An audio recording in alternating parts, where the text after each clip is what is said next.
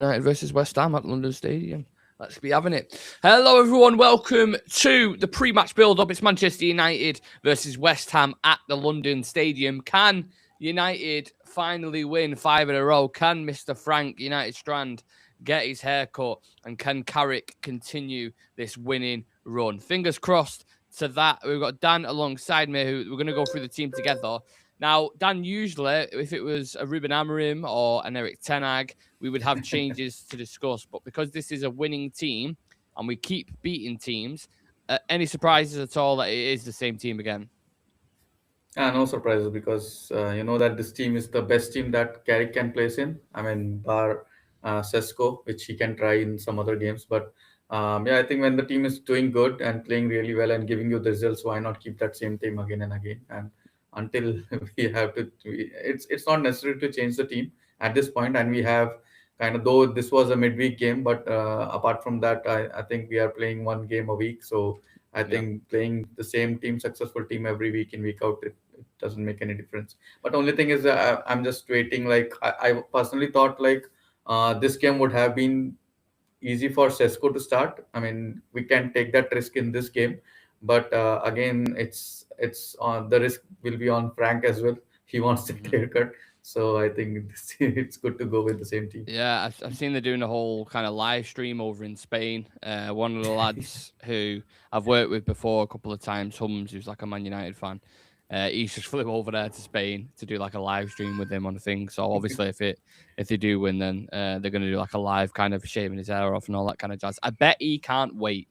I bet Yeah. he's got to a point with that hair where he's thought about it a million times. Just thought, is it really worth sticking around and doing it? But to be fair to him, I think he's got about 750,000 followers on Instagram or something ridiculous like that. Like, got loads of brand deals, and it's for such a Yeah. simple idea, Dan. It's mad, isn't it? Really, when you think about it. Just I'm just gonna grow my hair until United win 5 in a row. It's such like and he's only got a Yeah, it's million followers on Instagram because of it. It's crazy, isn't it?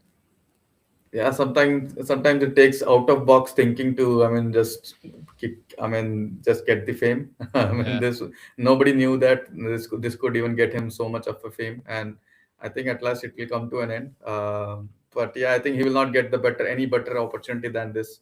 I think I doubt that even in the I mean, in the whole season he will get any better Yeah. opportunity. If today's chance is missed, I think then he has to It's mad, isn't it? use his hairbands, Who's start using hairbands. in the chat? What do we think he's gonna do next? Like, what's is it gonna be like a tattoo? That you get, like, maybe you'll get a tattoo if we lose 5 in a row or something. Because it can just be endless, really, can't it? The amount of ideas you can think of just or like you just said there, Nick should grow a beard until United win the title. I Even if United won the title treble 5 times in a row, I still could never ever grow a luxurious beard like Dan can. Dan has a really nice beard. Even Shrey has a really nice beard. I cannot. The most I can grow is just bits and bobs here, and it just looks absolutely horrendous. So I'm unfortunate that I can't even do the challenge even if I wanted to. But yeah, listen, it's more about the result tonight, isn't it, Dan? How are you feeling, mate? You optimistic in this game? Nervous? Like, where's your head at? Yeah, I'm confident about this game because we have, in the last 4 weeks, we have beaten stronger team than this. Yeah. But again, at the same time, even West, we cannot underestimate them. They have that firepower in them, the pace of the players and the physicality in the Mm. players is there to, I mean, hit us back. So let's be careful and let's not be carried away with the wins that we had. But let's take this game as one by one and see the tactical wise of this as well to, I mean, cope up with the players that can really harm us during the 90 minutes. Yeah. Andy, who's just joining us now, has got a slightly different take on Frank, the United Strand. He says, this feels like a final because of that knob. I hate the sight of him. So, I don't, not a fan of him. T2 saying, even if he has good intentions, he's become a stick people use to beat us with. Yeah, do you know what? One thing I will say about it is that sorry, let me just put the screens back on there just because there was a problem with the graphic. One thing I will say about it is it's a very fine line between kind of meme culture Hmm. and professionalism, right? So Arsenal, I think they go past that line too many times. You remember when Victor Gyökeres signed? I don't know if you saw that video, Dan, that AFTV put out, where they was all walking around London and they was all is that his celebration? I can't, he was all doing that Yeah, yeah, basically. yeah, It was like the most cringiest thing ever, right? And I agree. I don't want to become that kind of club where, and I don't think United yeah. will even involve themselves with that because I feel like if they do a video or something on social media with him saying, "Oh, we finally won Mm. five in a row," it almost makes a bit of mockery of the club, like the standards that United have. You don't want to Yeah. become that kind of mean. I don't. Do you agree?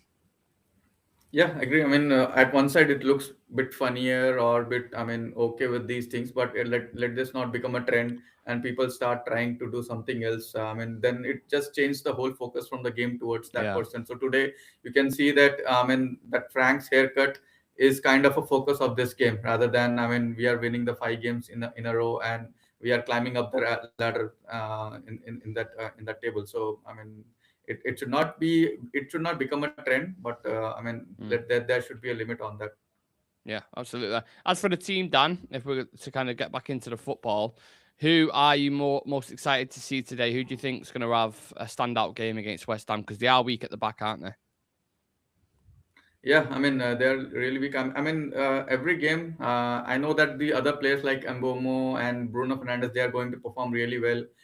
But every game, I'm having high hopes on Kobe Mino because I Mm. love that guy. I mean, I love that guy playing, seeing him play, and that he's also, I mean, improving the game by game, and he's kind of becoming a more professional. And he looks like now itself, he looks like somewhere around he's 26 years of age. So, I mean, every game, I have high hopes on him.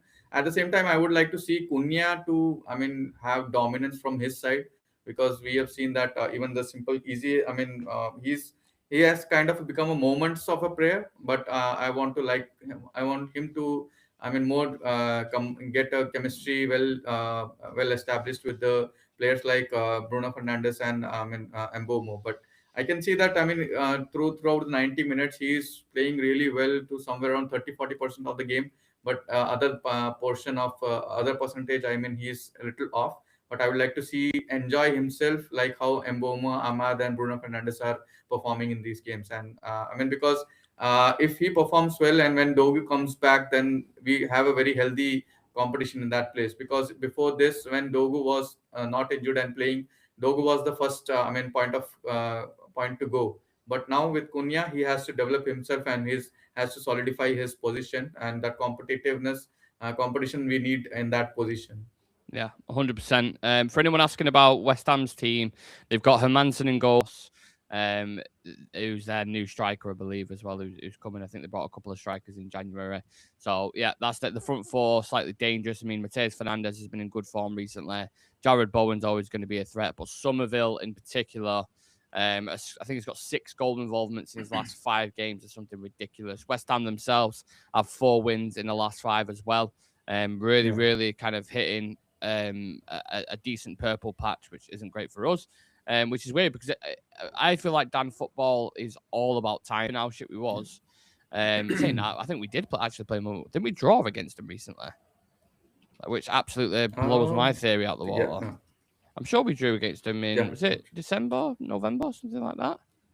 Let me have a look. Uh, Let me go back. Burnley, Brighton, Leeds, Wolves, Newcastle. Yeah, 1-1 in 4th of December yeah, at Old 1-1. Yeah, Trafford. yeah, But I feel yeah. like I really can't remember that game. Who scored in that game?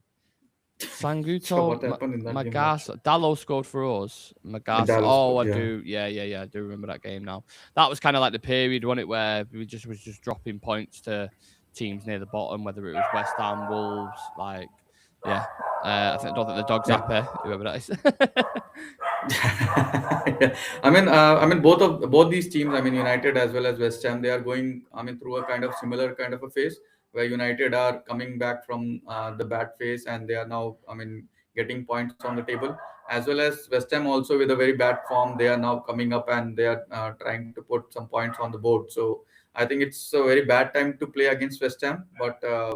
I mean, if we play the same way that we have been playing in the last 4 games, then I think we should be good and it should be easier for us to beat them. But again, as I mentioned about Cunha, again, after seeing the lineup, I think Cunha will be facing Van Bissaka and it becomes even more tougher for him to, I mean, perform at his level. So that competition on that side will be very interesting to see how Cunha adjusts himself.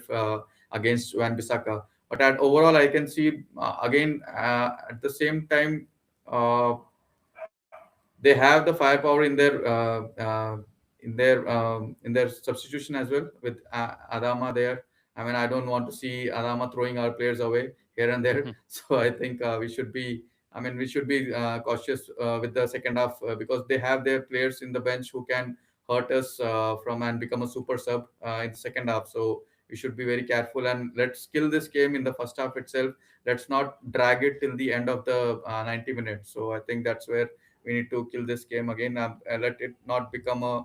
I mean, though against Tottenham, we had been a bit lucky with that red card. Hmm. But with as time game, I think today we need to kill this game earlier, and we should Yeah. be. I mean, more used to killing the games earlier rather than dragging till the end because you know that with United, when I mean, even though we have been seeing that we are coming back from the back, but during against these smaller teams, whenever we concede, we are struggling to come back come back and score. But I think the recent results are fine. But again, we should be dominating the games from the very beginning. Yeah, I think as well, like given the nature of how West Ham fans can be, especially inside that stadium, if you do score an early goal, you'll kill the atmosphere straight away, which is good for us Yeah. because, as an away team, that's the first thing that you want to do. Just keep them absolutely quiet and start off quick and fast, which I expect them to do. You look at that front line, we've got, more than enough talent to get the job done. It's just at the other end.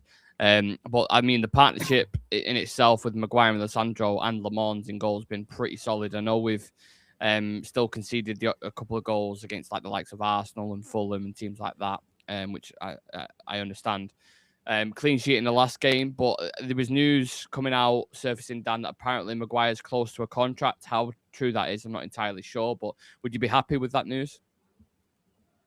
Yeah, I'm really happy because now you can see that in the recent years he has been, cementing his position in the club. And though he had very rough patch, and also with that price tag behind him, has been. I mean, many even the fans were critical about him. Even I was not. I mean, in a favor of keeping him in the club, but because of the performance that we could see, he was struggling. But now he has become a kind of a prime defender for us, which is very good to see. And also, I mean, against the top clubs, I mean, the top clubs in the table like Arsenal and Liverpool, we choose Maguire as our first defender there on that playing 11. So I think that kind of confidence he has thrown to the fans, and now we can see that he has been hardly making any mistakes. So which is very good, and all the experience that he's replicating in the game is really helpful for us, and also it is giving the second center back like Martinez a license to go forward and do his things with the and create the connection and play the ball up front and making an early crosses. So this, I mean, Maguire thing has totally changed. And I Yeah. just want to ask you one question, like how much do you think that we have recovered from his price tag that we gave 80 million? I think age won't be on our side. That's the first thing I'd say. Because whenever you're selling a 30-year-old or 31-year-old, whatever he is, centre back, you're never going to get loads of money for him anyway. Yeah. But No, there's still I mean, Sorry, go on. yeah, I mean, how much we have recovered from the 80 million thing? I Oh, right, mean, right. I'm with that you. was I'm with really you. high. Not how Yeah, much will we recover? How much have we, like, as fans, recovered yeah. in general? From the Yeah. performances. Listen, a centre back is really hard to justify in at 80 million quid. Like Yeah, when you see Van yeah, Dijk, who went for 75 million pound, you can almost look at that and go, okay, that's justified because he yeah, came in the job that he'd done. But I think the performances that he's showing at the minute and the levels that he's showing, if in my opinion, people might disagree with it, I think he's been one of the best centre backs in the league since he's come back. I really, really do. I think yeah. he's been top draw.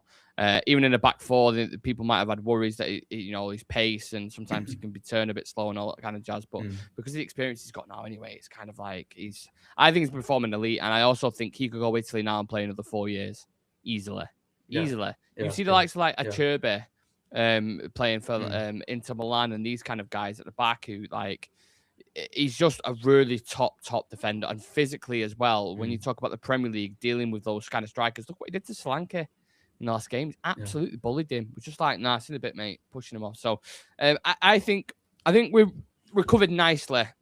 Still not happy about the Mm. price tag, but I'm just I think he's been really, really good, man. And what a story that is, isn't it? Like if someone hasn't done a Netflix documentary on that guy's career, I don't know what they're doing Yeah. because someone needs to Yeah. investigate his comeback in it. I would definitely add 10 million for that babysitting moment with Gabriel. Yeah, yeah, that's what I mean. And he's becoming like obviously you've got the little cult moments, but like he's been a huge Yeah. leader for the team. Anyone who's in that team now, looking up towards, if you're a Mm. young kid and you're coming through, Harry Maguire, and I've always said this, is the perfect example for any kid who's Yeah. struggling, anyone who's maybe getting a bit of abuse on social media. They can just go to him and pick his brain because he's been through it all. Quite Yeah. literally been through Yeah. it, like everything. And he has never said anything negative about the No, club or his scenario or his no. situation. That, I mean, Like that that's little really rat appreciated. Garnacho Yeah. or people like Yeah. that. Do you know what I Yeah. mean? Like for me, I just think it's an inspiration to be honest with you, and I think a lot of United fans are right behind Maguire and whatever it is he decides to do. I think they'd be happy for him. But I want him to stay personally, Dan. I don't know what you think. I want him to another few years. I'll be happy for him to stay. Yeah, I mean, why not? I mean, I would rather see him like maybe one or couple of season in a starting lineup, and then maybe he can take the Yeah, bench role when he's, I mean, aged. But yeah, I mean, this guy has gone through, I mean, personal issues in the beginning, and this price tag was following him, and then he was, I mean, not performing well because the overall team was not performing well, and then he was dropped and he was taken out of his captaincy role, and now see where he's standing, and now he has become a very integral part of the team. yeah, absolutely. And obviously, when you're talking about the World Cup as well, for example, Yeah, you've got to be taking him. I know that England have got centre yeah, backs like Konsa, loads. Yeah. whoever you want to go through. The Stones, if he's fit, but he's been injured all season, so he's probably not going to end up going Mm. if he stays like that. So yeah, I mean, you need experience in World Cups. You need big players who can step up in moments who've experienced finals and semi-finals before. It would be an absolute crime if Harry Maguire didn't go, and I would be so surprised if Thomas Tuchel didn't take him. Same thing with Luke Shaw, really, because if you look at England Mm. in the left back department as well, they've got good players like your Lewis Halls or Nico O'Reilly, but they're still relatively young kids. They're not experienced fullbacks. Yeah, So the that's experience. kind Yeah. of a two dovetail question there, and that's the same thing to the chat as well. Let us know your thoughts, people. Shaw and Maguire, would they start in the World Cup for you?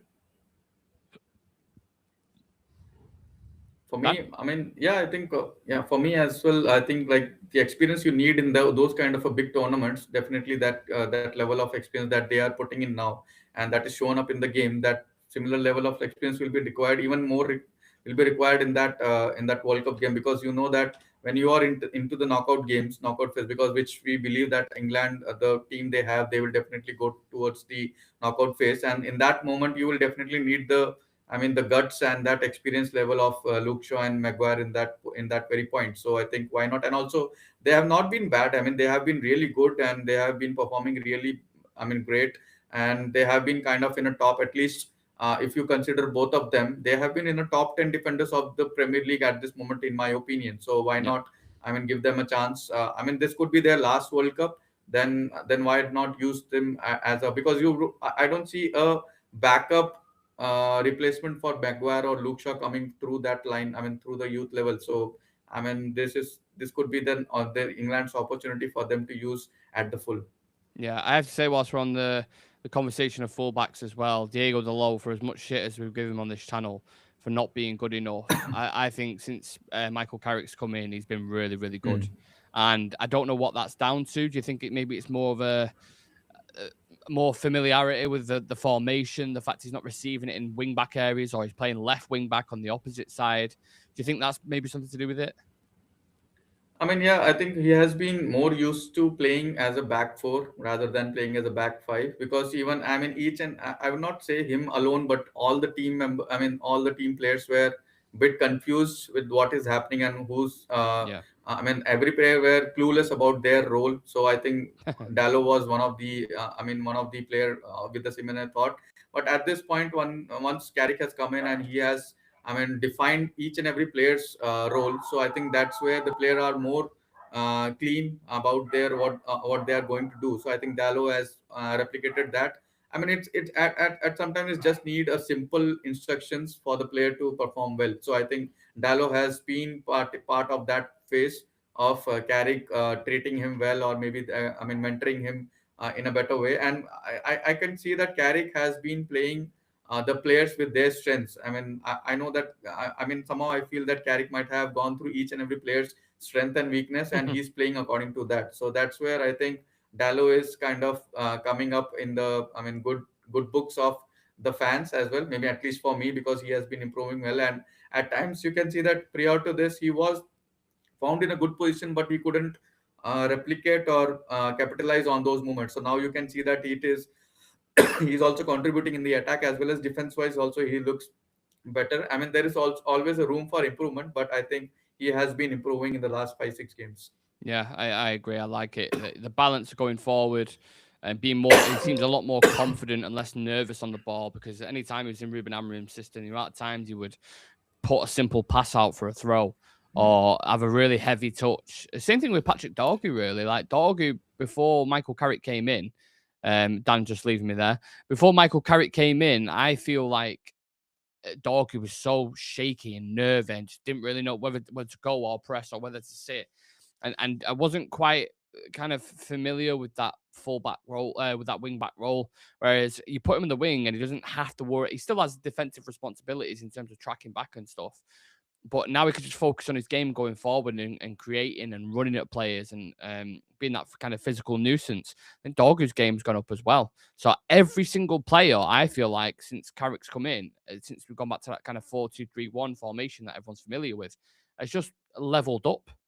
Like ridiculously, everyone. Like Kobe Mainu, when he played in Amorim's system, people were almost justifying it, even including myself. I would say at times, like, look, I'm not a huge fan of it, but I get why the manager's doing it.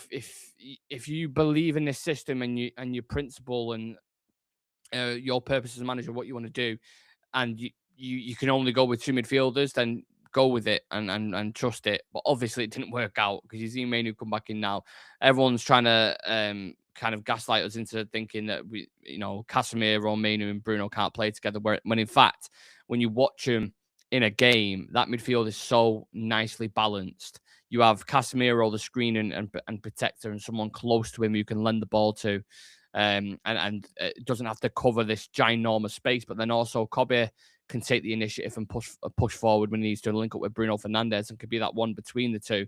And then Bruno Fernandes, it goes without saying, ladies and gentlemen, that he is just the best number 10 in Europe right now. There's no getting away from it. It's simple. There isn't a player in Europe right now who's doing what he's doing. I mean, I had some stats before which I want to pull up, which I'm sure the majority of you would have heard anyway, but he's created 74 chances 74 chances in the Premier League, the most, right? I think it was Mark Critchley who mentioned the stat on Talk of the Devil, so I'm not robbing it, but I'm just repeating it because I thought it was a really good stat. Declan Rice is second in the league with 47 chances created in total. Bruno's got 12 assists in the league, 6 goals, 6 goal involvements in his last 5 games. The guy is just absolutely killing it. And again, if you want to talk about consistency and someone who has just like done it time after time, delivered when we needed him the most. It's such a shame that we've got this player. It's not a shame because I don't know what we would have done without him, but the fact that he wasn't a part of one of our golden generations, because he deserves more than what he's got. He deserves more than an FA Cup and a League Cup. He deserves a Premier League title, a Champions League title, because he's that good of a player. He would get in most teams in the world, and I guarantee you he does something today. Guarantee you, because he never slacks off. He'll get an assist or a goal today. I can fucking guarantee it. And I think he breaks that record as well. You talk about Thierry Henry and Kevin De Bruyne. Arguably, Henry, a lot of people say the best player to play ever in the Premier League. Not me. I'm not saying that. But most people say Thierry Henry, right? It's the guy. Kevin De Bruyne, arguably the best midfielder to play in the Premier League. One of them up there in the conversation. And he's on track to break that record quite easily, like given where he's at the minute. I'm probably going to get double figures goals as well. The guy is just an absolute machine. I find it hard to love someone more than Bruno Fernandes just for what he brings to this club. People have had their opinions on him and people have spoken about him, but in reality, whenever he decides to leave this club and the dust has settled and a few years have gone by, the way they will talk about Bruno Fernandes, it'd be like, no, talk about him like that now because he deserves his flowers now. Don't wait a few years' time and go, actually, do you know what? Yeah, he was quite big for us. He was quite important. Remember that season when we nearly got relegated? Imagine what we would have done without him. So he deserves his flowers, man. He's a fucking unbelievable player.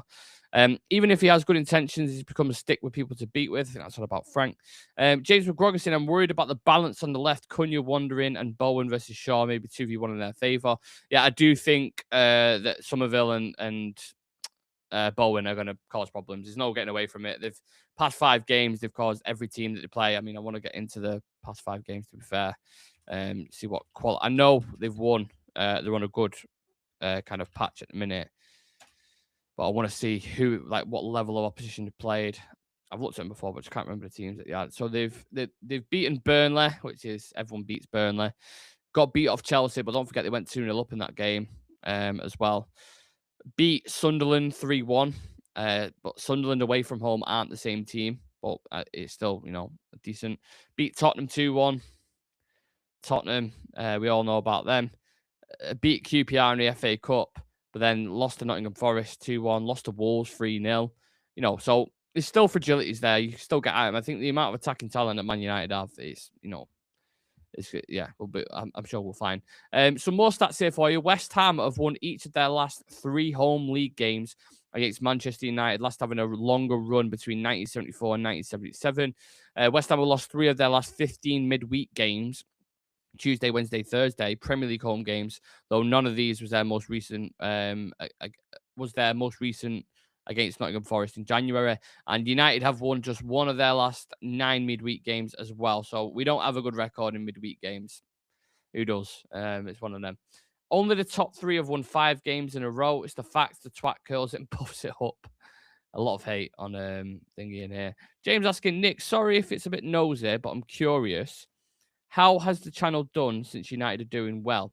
Yeah, it's I don't. This is a perception out there that fan channels are. I wouldn't really call it. I don't know if you call it a fan channel. I don't know what you call it. I just community, whatever you want to call it. There's a negative perception out there that they only do well when results are going bad or whatever. Blah blah blah. I can absolutely tell you that is not true. Like, judging by our analytics and shows recently, I mean, you can go through the YouTube yourself, whether it's shorts, whether it's long form videos, social media. I mean, Instagram just hit 11,000. It's better. It's better because let me put it like this, right? I think this is important to know. So when you're a certain size, maybe people like the United Stand or whatever, negativity will draw people towards there because Goldbridge is quite controversial, let's say, for example. So other fans will tune into it as well just to watch someone rage. Same thing, like similar model with like a Troops AFTV or something, like because they're raging, other fans will go, oh, I want to watch this. I want to hate watch almost. It's like Jake Paul. Do you know what I mean? A lot of people dislike Jake Paul, but then they'll watch him fight. Why do you watch him fight? Because they want to see him get punched in the face. You know what I mean? So they've kind of adopted that model. But for us, it's always the reason why it's called Real Reds Talk. It's not because it's, I don't want to go on a rant, but it's not because we're real fans and no one else is welcome or anything like that. It's just because we try to stay authentic and present and real and not try to get overhyped and try have, if there's a mixture of opinions, then cool. That's how the channels grew. And I feel like it's positive at the moment and Carrick's doing really, really well. We try to stay balanced, but obviously it's nice, isn't it? Like who's going to want to watch a review when we're just being beat off Grimsby? You know what I mean? You're that pissed off. No one wants to listen to someone like analyze a game between they just want to say it was shit. We were shit. Call it a day. Ruben Amorim shit. Get rid of the guy. Like that's what you want to hear. But when we beat Man City, we all want to be a part of the conversation together and talk about how have we just done that? Like how has this changed so much? There's more talking points. People are more positive. I always, and the lads will tell you the same thing as well, whether it's Sam, Shreyas, Adam, Aaron, Chive, Dan, they will all tell you the same thing. They prefer coming on when we've just had a win against Arsenal or Man City. It's just logic, isn't it? It's nice to do. And at the minute, boy, are we winning. Boy, so let's hope we've got another one after this game tonight and we can all sit here and conversate about how good United are and how we're going to win the league and all that kind of stuff. Let's get carried away. Don't let anyone tell you can't get carried away, by the way. Don't let anyone tell you, because we've been shit for so long, right?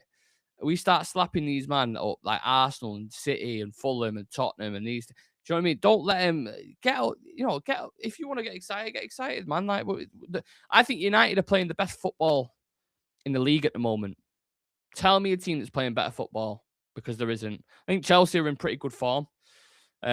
I don't mind them under Rosenior at the minute. I know I'm not having Rosenior as a manager in terms of like him as a person, but that's just who he is. You can't knock someone for just who they are. I don't personally, I can't take to him, but obviously, clearly they're getting results, and they're the ones pushing right behind us for Champions League football. But Man City are dodgy at the minute. Liverpool, I mean, to go from Premier League winning champions and spending 450 million quid to not being out of the Champions League race, but getting close to there. Yeah, it's just been disastrous for him. And if we were sat there last season saying, okay, United are at 15th, Liverpool have just won the league, we will be above them 2/3 of the way through the season by 5 points and look more likely the team who's going to win a Premier League title, people would have said, you're absolutely crazy. Stop talking shit. What are you on about? But here we are, people. Here we are. So enjoy it. West Ham give up big chances too. Maguire would be a very useful asset come Champions League time next season. I agree. I think the summer is going to be really interesting, people, because it's all going to depend on if you do get European football, right? If you don't, then you can have a much slimmer squad and you can manage players better. And I think that's going to be one of the hurdles that, if it is Michael Carrick, that he's going to have to manage himself. Because one, he's not really got experience in the Champions League. I think he obviously played Villarreal, didn't he? When he did kind of his first interim stint, but he hasn't got that experience pedigree in Europe like your Luis Enrique's or Pep Guardiola's. So that's going to be something. Even in Unai Emery, obviously an elite record in Europe in regards to like the Europa League and stuff. So I think he might struggle with that a little bit if he gets the job, but also the recruitment as well. Like how bulky do you make your squad? What are you going to do if experienced players leave? So like Casemiro, Maguire, and these guys, how are you going to replace that? Do you go and buy experienced players, or do you trust in the players that you've got? Does Lissandro step up to the mark? Does Cunha step up to the mark? Except, do you know what I mean? So I think the summer's going to be really, really interesting. But I just hope we get Champions League football because let's be clear, Man United being back in the Champions League is good for everyone, whether people want to admit it or not. It's good. It's good for the competition. It's good for us in terms of sponsorship. It's good for eyeballs and revenue and all that kind of stuff. So I think it's really important given Man United's financial situation at the minute. And I think they can absolutely do that. I mean, I've just had the team on the screen. This team right here, performing at the best, can go toe to toe with anyone. Like Ahmad, especially, and maybe not defensively, but that front line in particular, Ahmad, Bruno, Mainu, Mbumo, Cunha, and Cass. Like that is top draw. And it's weird because it's almost like we forgot how good they were because of the system that Amarim was playing. That's how much a system can kill players. It's crazy, isn't it? And now we're looking at them in a completely different light. And we're like, these boys can go toe to toe with anyone. So it's crazy. Absolutely crazy. Let's see if we've got any quotes coming in from managers or players. I'm interested to see kind of pre-match thoughts if Michael Carrick has been speaking to the press. Senator Lamont has been speaking to the press. He says, on continuing the great run, it's a good feeling to have a good few performances in a row. We want to keep it going. That is the most important thing. We don't have another game for a while after this one, so it'd be nice to be able to continue the good feeling. Is it an international break next? It's not, is it? Oh, don't tell me it's an international break. Ooh, I don't want to be a monster. Yeah, so we've got West Ham today, and in 13 days, we play Everton on a Monday night at the Hill Dickinson Stadium, is it? New one. I definitely get Alex on for that as well, the Everton fan. I always love having a chat with him. Oh, man, if that's international break, that's absolute shit. Hate international breaks. So we better end it on a win. You know what I mean? Oh, it's just an FA Cup that we're not in. Of course it is. Oh, God. Yeah, could be playing the FA Cup, but Ruben Amorim decided to first hurdle out. First hurdle of the Carabao Cup out. And yeah, here we are. So not great. Back to the game tonight. I think I went through West Ham's team before. I don't know much about that Tati Castellanos, the new striker that they've signed. I've seen bits and bobs. I've watched the past couple of games. I wouldn't say in particular stood out or looked incredible. But the thing is with those kind of signings, it's always the unknown in it. It's always like you don't know what you're going to get from them. They could just pop up with a goal. Could cause problems if Maguire's coming up against a Solanke, he'll know what to expect because he's played him 6, 7, 8 times. throughout the past couple of years. Someone like him, it's a little bit different. As a defender, I imagine you got to do your due diligence a little bit more. But then it's just the wingers that I'm worried about. I think our wing backs, if our wing backs have a really good game today, if Shaw and Dalot are performing 8 out of 10s, 9 out of 10s, then we'll get a result here tonight, 100%. Because Somerville, I'm sure you guys have watched him as well in the past couple of games. He has been a huge threat. So shut them down. You'll walk away from London Stadium with 3 points today, no doubt in my mind. But listen, these guys are still fighting for Premier League survival. Like, don't forget they're starting to close the gap now on the likes of Nottingham Forest. I'm pretty sure it's only 3-4 points, something like that. Like West Ham are in 18th on 23 points, Nottingham Forest on 26 points. I think Nottingham Forest play Wolves at home as well. So if you're the players in the dressing room, you're going to be looking at this and going, we absolutely need to get something from this game. Because the likelihood is you would say Forest are going to beat Wolves at home.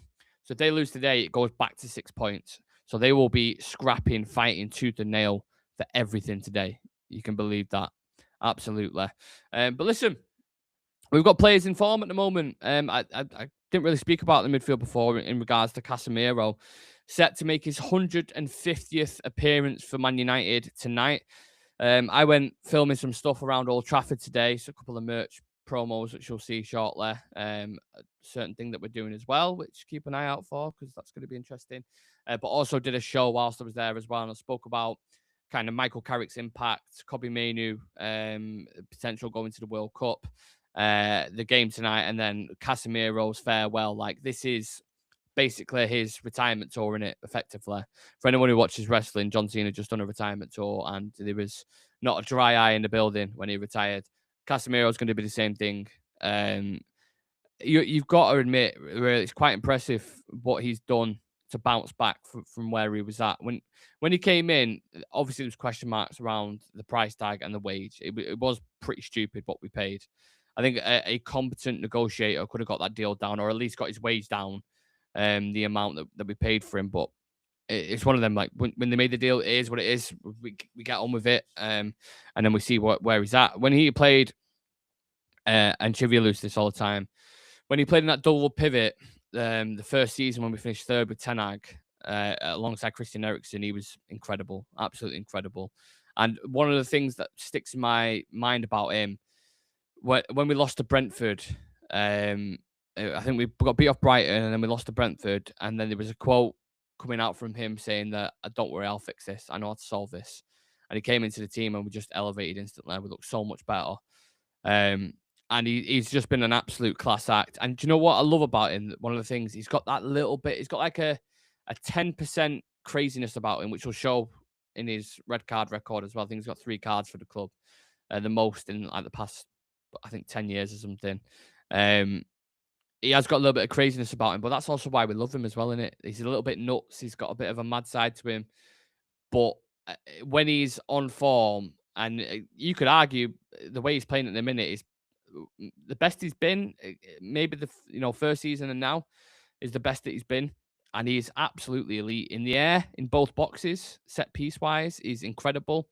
His ability on the ball to play through lines at times, his spatial awareness and his positioning defensively, I think is really, really good. The way he talks to players around him, like Kobe, Lissandro behind, Bruno in front, he's got a great working relationship with them. Like, I can't say more than enough like good words about Casemiro. I think he's been so fucking good, man. And again, that's another kind of example for young kids that, or even for aging players when they get to a certain age, like Bruno is now, that you can still have a bad season but still bounce back. You're not just one of them. You're taking round back with it, and put them out the misery.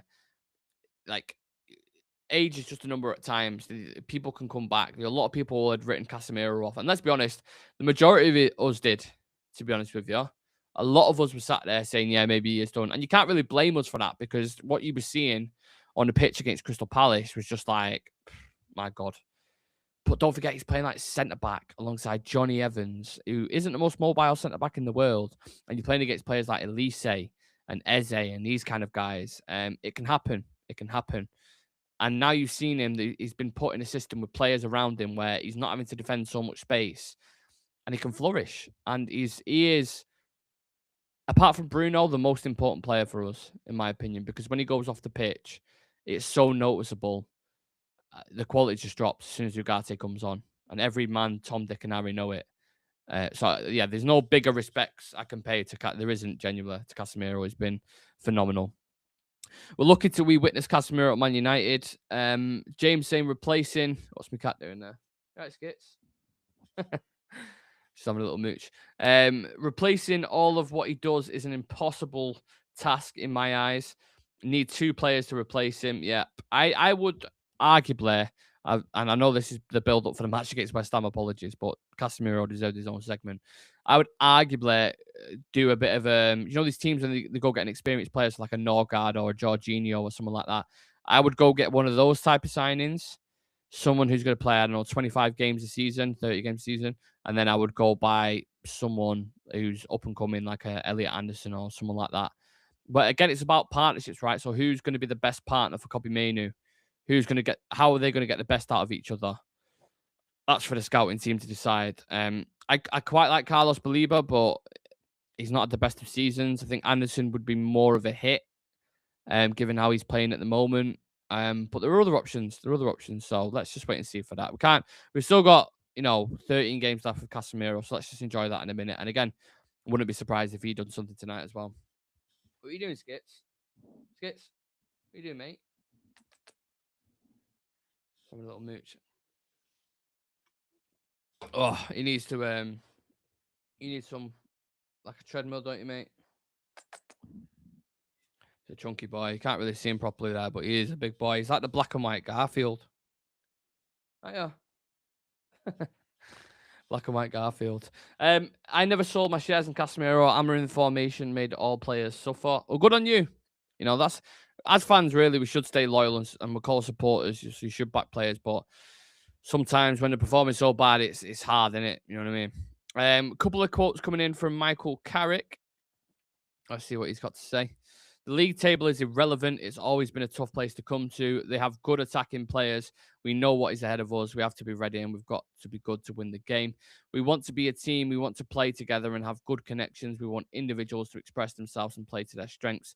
We've managed to get a good balance. I'm really interested to see how this is going to play out tonight because typically, and we all know this, United are a better team when we have less possession. So when we can play in more kind of transitional moments. Not to say that we can't play with the ball because there's been plenty of examples, the City one being the most famous where we just like Rondo in for 5 minutes and getting way. So obviously we can play on the ball, but we seem to get better results for whatever reason without it.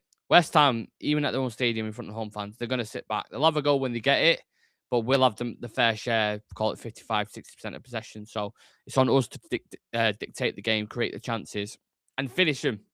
More to the point, one of the things I took away from the Tottenham game was we kept getting in front of goal, even when they had 11 men, and we'd have a big chance. And Bumo straight off the start misses. And there was too many like that where you're like, if you don't take your chances, you're going to get punished. Now, Tottenham went down to 10 men, so, it was kind of nothing's given when it's 10 men, but obviously it made the game easier for us, right, to kind of dictate the game. I think West Ham are going to be compact, organised. They're going to put absolutely everything into this for the reasons that I stated before. So I think this is going to be a really, really tough game. And I said, and not to give too much away in the show that recorded outside Old Trafford before, but I think this will be the toughest game out of the 4 that we just played, which is crazy saying it because you think Arsenal at Emirates is probably the toughest game in the league on paper for anyone at the minute. But United play better against bigger teams. Look how we played against Fulham. Look, and now we're playing West Ham near the bottom. I don't know. There's something in it.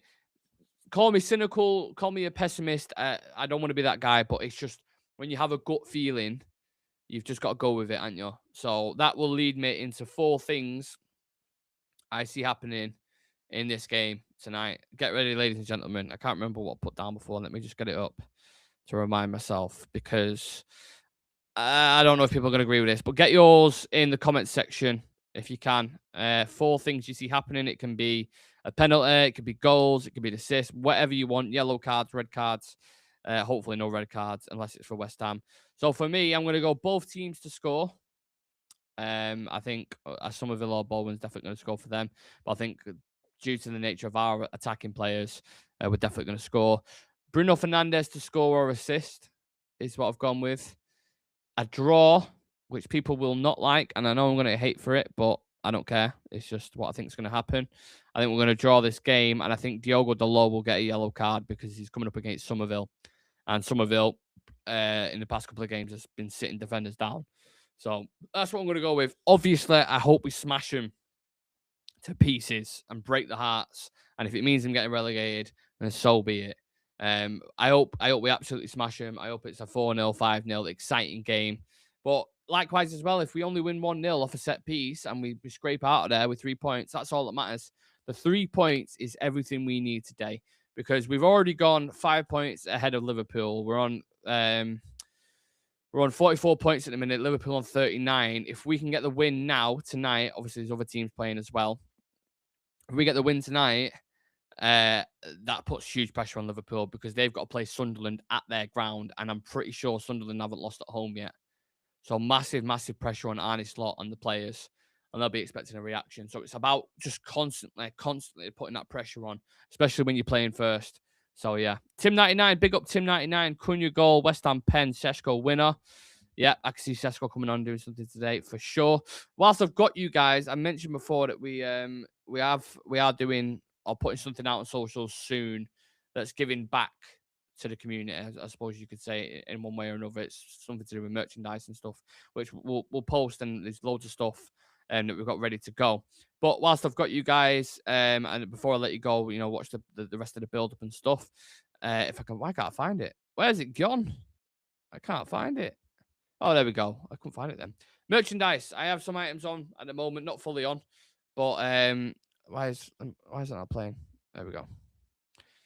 Hoodies, caps, mugs, all that kind of jazz. If anyone wants to be a part of the Real Red Ultra community, if it decides to play, can we play live? There we go. Got there in the end, didn't we? My God.